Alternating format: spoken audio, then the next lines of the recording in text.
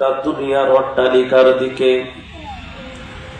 তোমার নজরটা দুনিয়ার ব্যবসা বাণিজ্যের দিকে, তোমার নজরটা দুনিয়ার চাকরি বাকরির দিকে, দুনিয়ার সংসারের দিকে।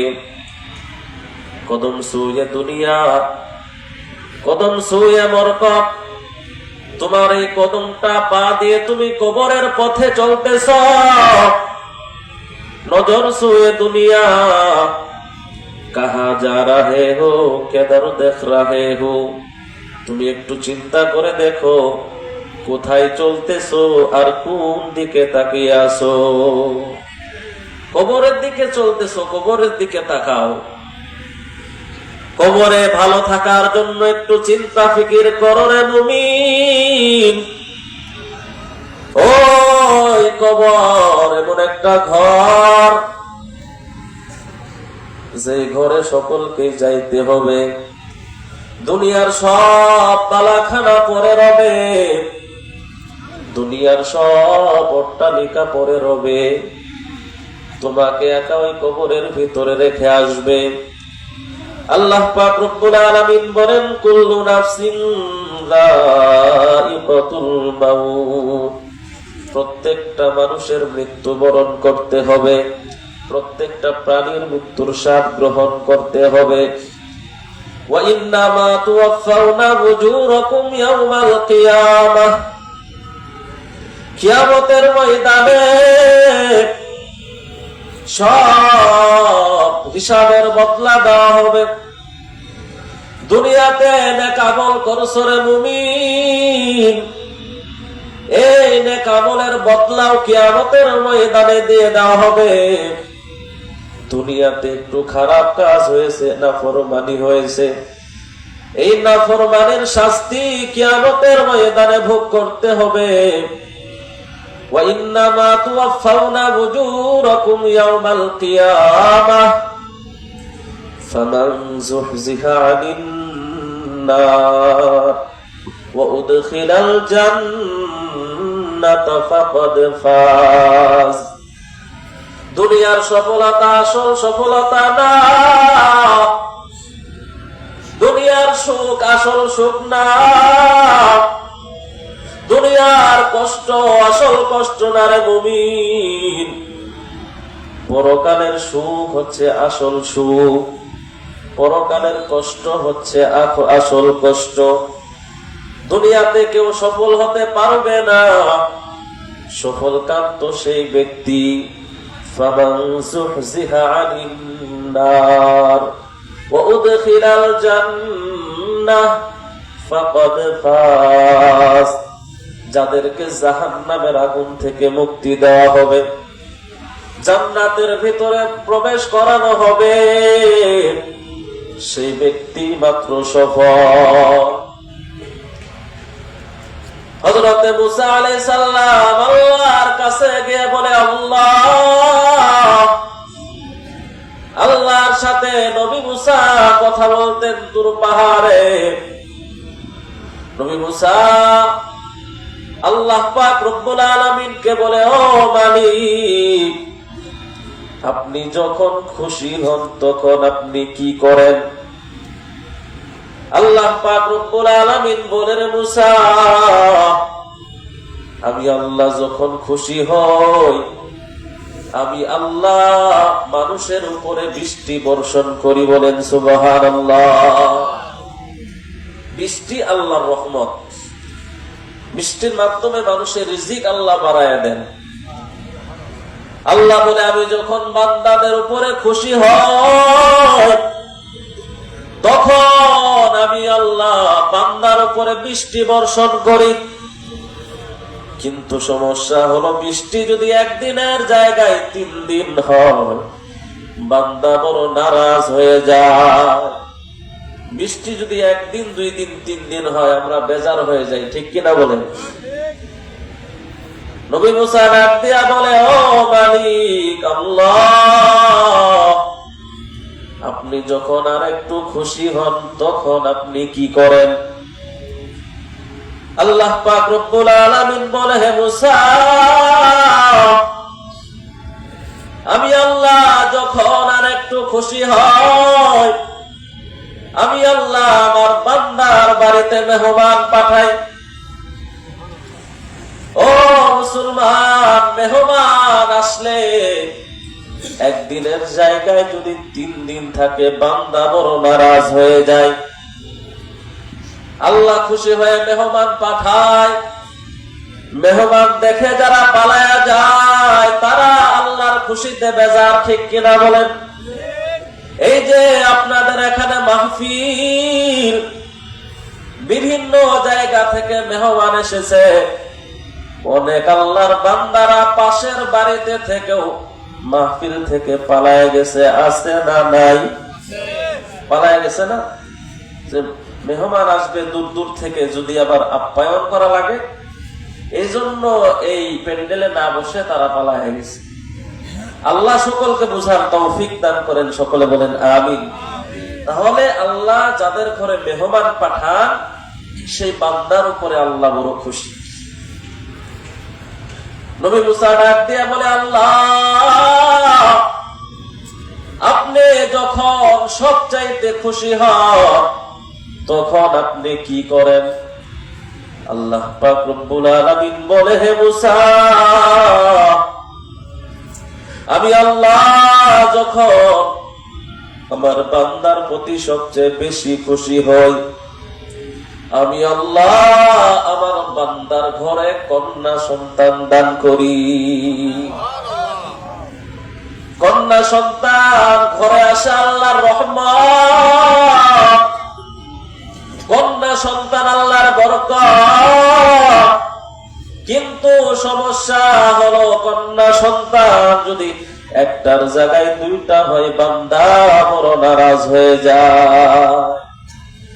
আল্লাহ নবী বলেন, তোমার একটা কন্যা সন্তান যদি দিনদার বানাও তাহলে তুমি একটা জান্নাতের মালিক। বলেন সুবহানাল্লাহ।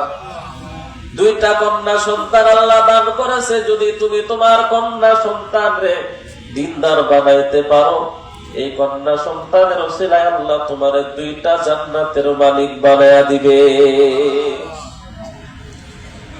ও মুসলমান, দুনিয়াটা ধোঁকা। ওয়ামাল হায়াতুদ দুনিয়া ইল্লা মাতাউল গুরুর। দুনিয়াটা হচ্ছে ধোঁকার দুনিয়া, দুনিয়াটা হচ্ছে স্বপ্নের দুনিয়া। স্বপ্নের ভিতরে আমরা কত কিছুই না দেখি, স্বপ্নের ভিতরে কত কোটি কোটি টাকার মালিক হয়ে যায়, কিন্তু ঘুম ভাঙলে সব কিছু স্বপ্ন, কিছুই কাছে থাকে না। স্বপ্ন যেমন ধোঁকা, দুনিয়াটাও তেমন ধোঁকা। বিভিন্ন সময় আমরা স্বপ্নে দেখি না যে স্বপ্নের ভিতরে অনেকে প্রধানমন্ত্রী হয়, অনেক টাকাওয়ালা হয়। আল্লাহর এক বান্দা স্বপ্নে দেখছে, স্বপ্নে দেখতেছে প্লেনে উঠছে, জীবনে প্লেনে উঠে নাই, স্বপ্নের ভিতরে উঠছে। ওঠার পরে প্লেন দিয়ে যাইতেছে, মাশাআল্লাহ খুব সুন্দর দৃশ্য। স্বপ্নের ভিতরে এসে বলতেছে, যেহেতু আমি প্লেনে উঠেছি, দেখি উপর থেকে নিচের দৃশ্যগুলো কেমন দেখা যায়।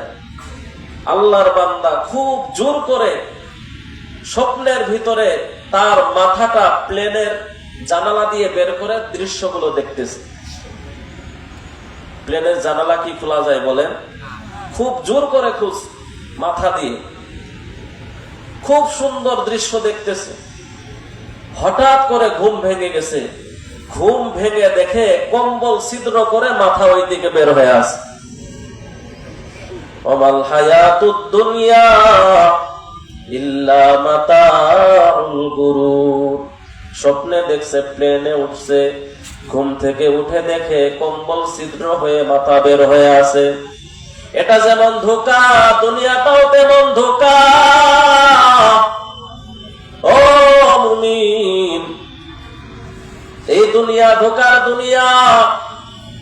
আজরাইল আলাইহিস সালাম প্রত্যেকটা মুহূর্তে পিছনে দাঁড়িয়ে আছে, সময় হবে জানটা টান দিয়ে বের করে নিবে।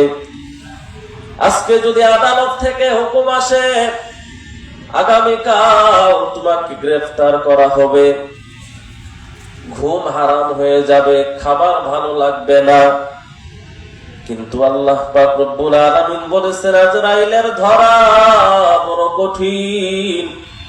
যখন সময় হয়ে যাবে আজরাইল আলাইহিস সালাম ধরে ফেলবে, মালাকুল মাউত তোমাকে ধরে ফেলবে।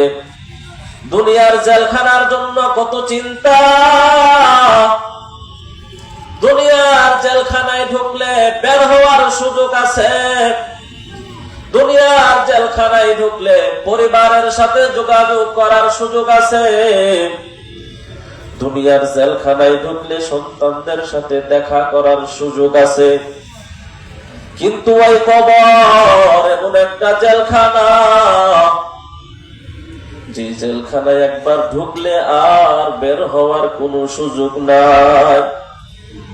ওই জেলখানায় একবার ঢুকলে আর দুনিয়ার কারোর সাথে দেখা করার সুযোগ নাই। ওই কবর নামক জেলখানায় ঢুকলে আর বের হওয়ার কোনো সুযোগ পাওয়া যায় না। বান্দা নেক আমল যদি না থাকে, বদ আমল নিয়ে যদি কবরে যাও, ডানে তাকিয়ে দেখবা মাটি, বামে তাকাইবা মাটি, চারপাশে মাটি আর মাটি। ওই গুনাহের কারণে যদি কবরের আযাব শুরু হয়ে যায়, গুনাহের কারণে যদি কবরে সাপ নিযুক্ত হয়ে যায়, দুনিয়াতে সাপ দেখলে ডাইনে পালাও, বামে পালাও। আর বান্দা কবরে যদি গুনাহের কারণে সাপ এসে যায়, ডানে পালাই বা মাটি, বামে পালাই বা মাটি, পালানোর কোন জায়গা না। ওয়ামাল হায়াতুদ দুনিয়া ইল্লা মাতাউল গুরুর। হে বান্দা, আল্লাহ দুনিয়াতে পাঠাইছে দুনিয়ার প্রতি মেহনত করার জন্য না। সুলতান মাহমুদ গজনবী রহমাতুল্লাহি আলাইহি সুন্দর একটা ঘর বানাইলেন, দৃষ্টি নন্দিত একটা ঘর। সুলতান মাহমুদ গজনবী রহমাতুল্লাহি আলাইহি তার বাবাকে নিয়ে গেলেন, বাবা আপনার জন্য এই সুন্দর ঘরটা আমি বানাইছি। সুলতান মাহমুদ গজনবীর বাবা সম্পূর্ণ বাড়িটা দেখলেন, ঘরটা দেখলেন, চুপ করে দাঁড়ায় থাকলেন। এত সুন্দর ঘর দেখে কোনো প্রশংসাও করলেন না। কিছুক্ষণ পর খন্তি দিয়ে একটা বাড়ির দেওয়ালের ভিতরে সুন্দর সুন্দর কারুকার্য করা, সুন্দর সুন্দর ডিজাইন করা একটা খন্তি দিয়ে সেখানে বাড়ি মারলেন। সঙ্গে সঙ্গে সেই সৌন্দর্যটা নষ্ট হয়ে গেল। সুলতান মাহমুদ গজনবী বলে, আমার বাবা মৃত হয়ে গেছে, আমার বাবার অনুভূতিহীন হয়ে গেছে। এই সৌন্দর্য দেখে আমার বাবা কিছুই বললেন না। সুলতান মাহমুদ গজনবীর বাবা ডাক দেয়া বলে, সন্তান তুমি এত সুন্দর ঘর বানাইছো, আর মনে মনে বড় আনন্দ, আর এত সুন্দর ঘর কারো নাই। এ সন্তান, দুনিয়াতে আল্লাহ তোমাকে মাটি আর ইটের উপরে মেহনত করার জন্য পাঠায় নাই। দুনিয়াতে সুন্দর সুন্দর অট্টালিকা করার জন্য আল্লাহ পাঠান নাই রে সন্তান।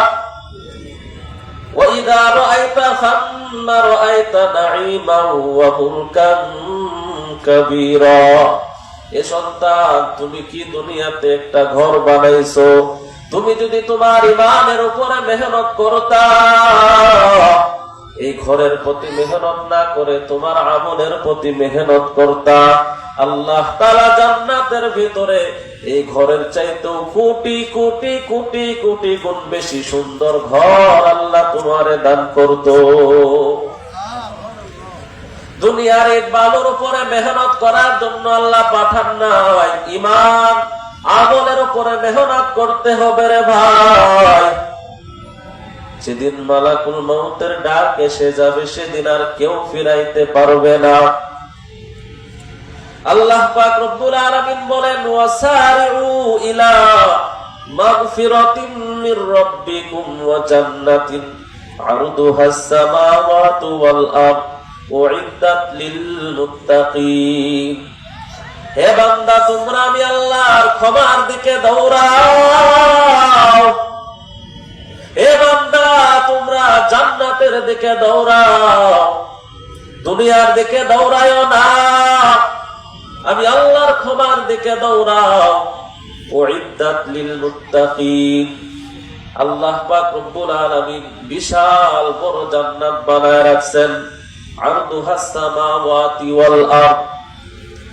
এত বড় জান্নাত, আসমান আর জমিনের ভেতরে প্রশস্ত যত বড়, এর চাইতে বেশি বড় জান্নাতের ভিতরে ঘর আল্লাহ বানায় রাখছে। বলেন সুবহানাল্লাহ।